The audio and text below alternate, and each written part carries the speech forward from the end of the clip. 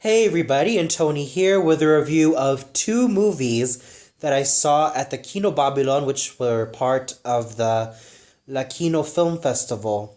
And the first one is all the way from Brazil, Aspirantes, known in English as The Hopefuls. This film was directed by Ives Rosenfeld, who also wrote the film, and the co-writer was Pedro Freire. It was produced by Eduardo Ades, Luis Alberto Gentile, Tatiana Leite, and also Ives Rosenfeld. The cinematography was by Pedro Fernstein, and the editing was done by Karen Ackerman.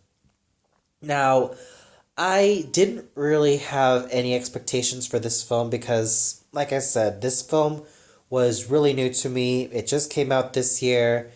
And from what I heard, this film seemed to have a very interesting story about the youth in Brazil. Until I saw all 71 minutes of this film, was I totally immersed. And it actually grabbed me by the scruff of the neck and really made me see just how difficult it can be growing up in Brazil if you're part of either a low class family or if you're like barely in the middle class. So this film definitely is interesting in its own special way. So let's get on to what I thought about the story, the cinematography, the characters, the music, and the acting. So the story, for me, it really isn't anything new. I mean, I have seen a lot of stories about troubled youth in different films, whether I'm watching an anime or a TV show or a cartoon or even a film.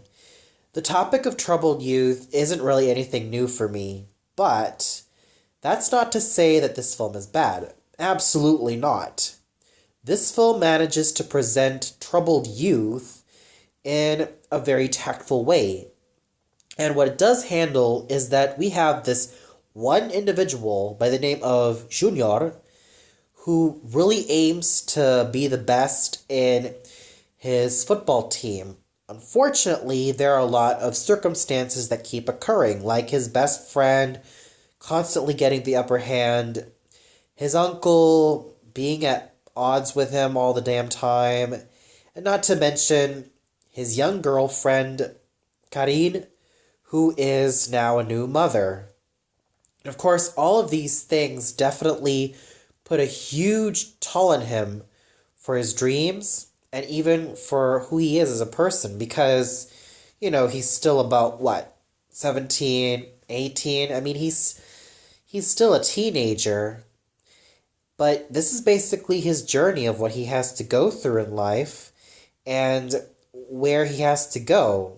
So even though the story isn't really anything that's groundbreaking, I have to say that it handles its subject material really well with such tact and believability, and it does not pander to the lowest common denominator.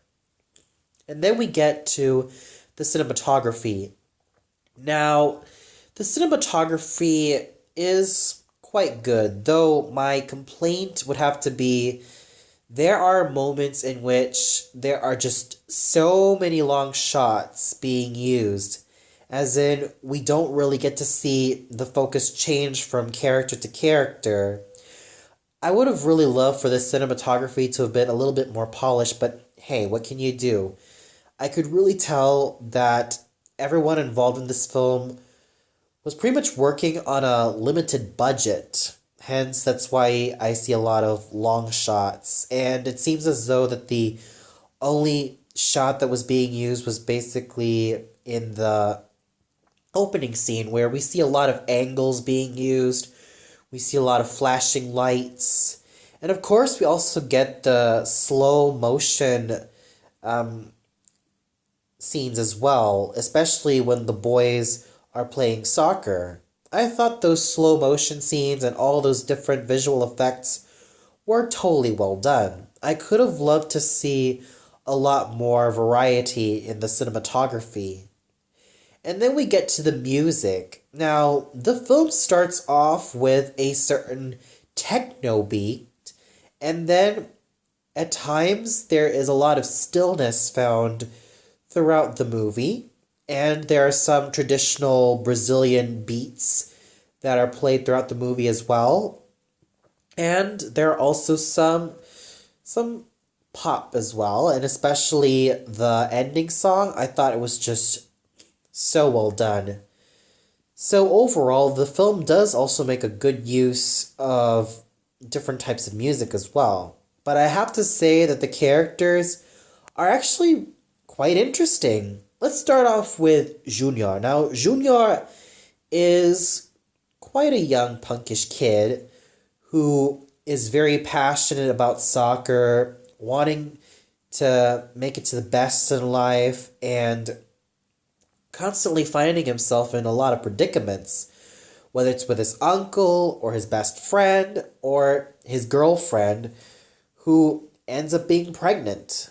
Of course, these things end up being quite difficult for Junior to adapt because, well, what more can you do?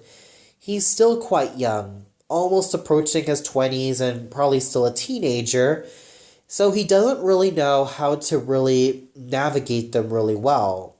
He's trying to find his way in life, and he's still not so sure of where he wants to go, even though his ultimate goal is to be a football player.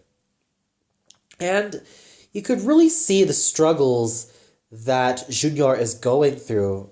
Of course, he has that typical swagger, and of course, he still has that typical punkish attitude that a lot of young guys have. But still, deep down, you could really see that he's going through a lot of shit. He's going through a lot of deep shit, and he's trying to find his way through life. And you could really tell that this story that he gets through is quite a powerful one indeed. Now let's go to his best friend, Bento. Now, Bento is your typical best friend person or best friend character. Now, even though he's written off that way, there's a lot more to him that meets the eye.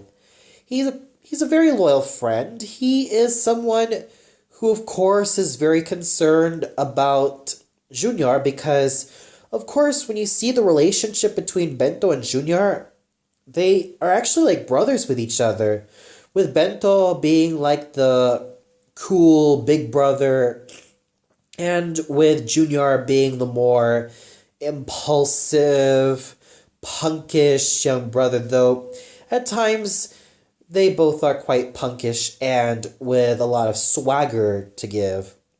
Bento tries to be the only sane man in Junior's life.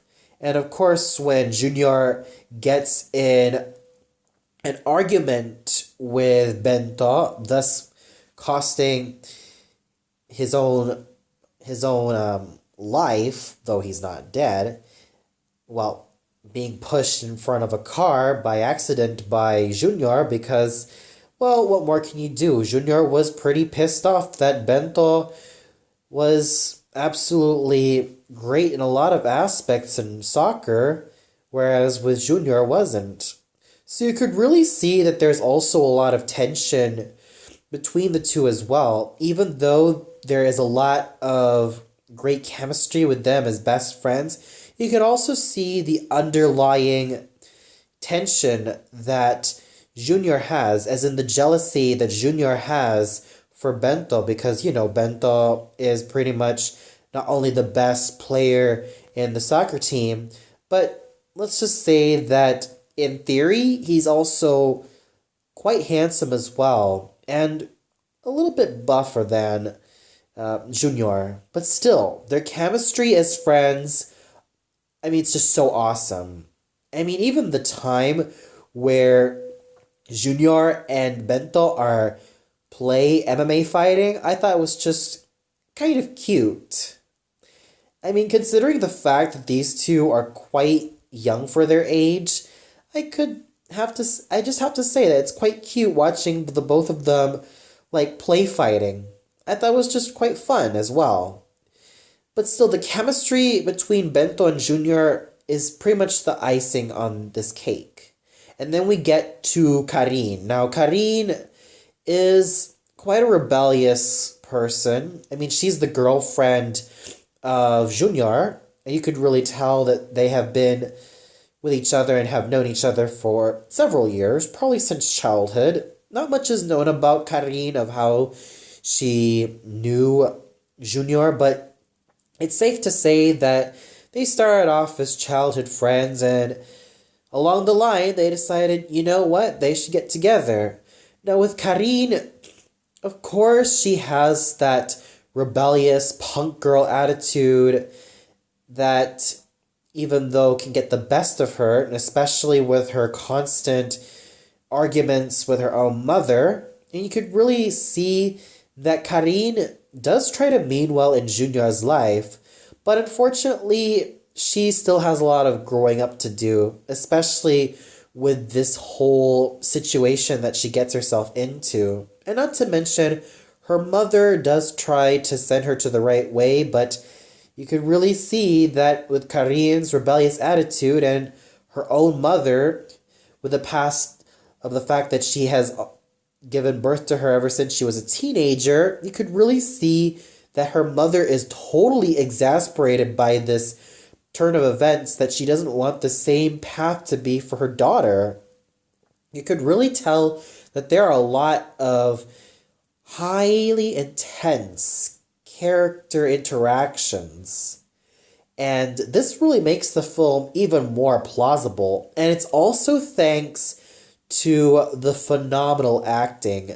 Now, the gentleman who played Junior, whose name is Arriclenes Barroso, I thought was just fabulous in his character. He has that type of swagger and charm that really makes Junior come alive. You could also see that he definitely has a punkish attitude and a punkish charm and a punkish likability that really makes Junior all the more likable. And when you see him getting pissed, you really feel for his character. You know for a fact that, of course, he's still quite an insecure young man, but you can't help but have your heart go out to him, especially in his darkest hours, because I definitely had my heart go out to him, because, of course, even though he has moments where he tends to snap, it's like, I get it. There are times in life that he is so full of crap in his life that he needs to do something. And then, of course, we get his uncle. Now, speaking of the uncle, he's just pretty much your typical uncle who has a pretty shitty past and has pretty much affected how he treats his own nephew. And, of course, the interactions between Junior and the uncle are actually pretty good. And, of course, a lot has to be, delved into this character, but the character interactions between him and Junior pretty much speak for itself. And the uncle was played by Porto, who does a very fine job playing such a thankless character. And in the role of Bento, we have Sergio Malheiros. Now, I really thought that he had such a charm and such a swagger that was just so, it was just magnifying. What more can I say? This gentleman really looked his part. He played his part well, as if though that he's pretty much playing himself. He let it all out naturally. You could really tell that he has such a charm and such a swagger and such a magnetic attitude that you really feel hypnotized just by watching him on screen. And I thought that the young woman playing Karin, who was Julia Bernat, I thought was just lovely in this character. Giving a sort of punkish attitude, yet a certain likability, especially in her breaking points. And especially the mom, who was played by Karin Teles, I thought was just well done. So overall, despite some of the issues I had with the cinematography, I thought this film was very well done. It managed to speak to the youth of Brazil, and especially to a lot of the troubled youth, and how they can overcome their trials in order to reach their dreams. Of course, even though the story isn't anything that's groundbreaking, at least it managed to have some good elements found in here. So with that said, I give this film a 4 out of 5 stars. The strengths more than outweigh the flaws. You should really check out this film. It is definitely great. Of course, I know that some of you might have a problem with a little bit of the cinematography, but that could be forgiven for the solid storytelling and, of course, the relatable characters and the awesome acting. Well, that's all for now. Be sure to tune in later where I review Paulina La Patota. So until then, see you later, everybody.